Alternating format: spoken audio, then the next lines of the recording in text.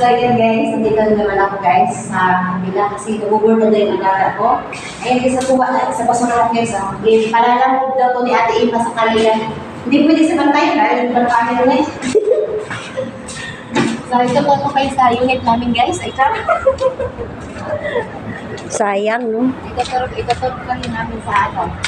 Sayang hangir. Sa bahay namin.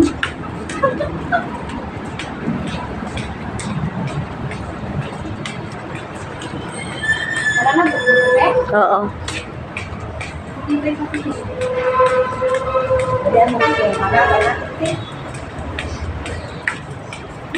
Oo nga. Sige, mamaya ako kaya nun.